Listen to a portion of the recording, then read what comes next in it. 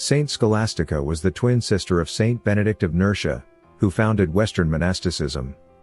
She was born circa 480 and died on the 10th of February in 543.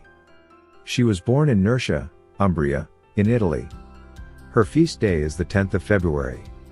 She is the patroness of Benedictine women's communities, school, tests, books, reading, convulsive children, nuns, invoked against storms and rain, and lamans.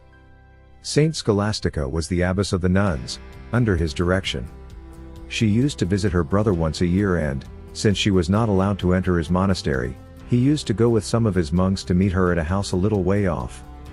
They spent these visits praising God and in conversing together on spiritual matters. On the last of these visits, Scholastica, possibly foreseeing that it would be their last interview in this world, begged her brother to delay his return till the next day that they might spend the time discoursing of the joys of heaven. Benedict, who was unwilling to transgress his rule, told her that he could not pass a night away from his monastery.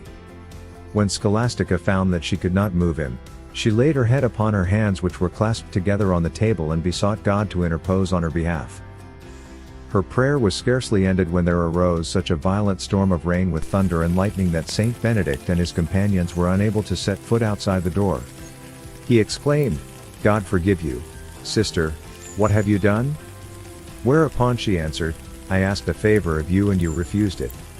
I asked it of God, and he has granted it."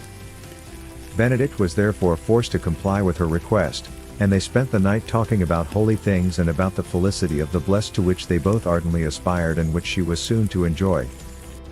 The next morning they parted, and 3 days later Saint Scholastica died.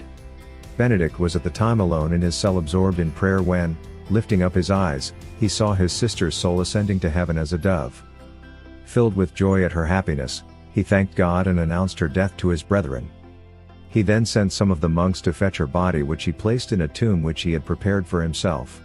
Please subscribe to Catholic News World's YouTube channel.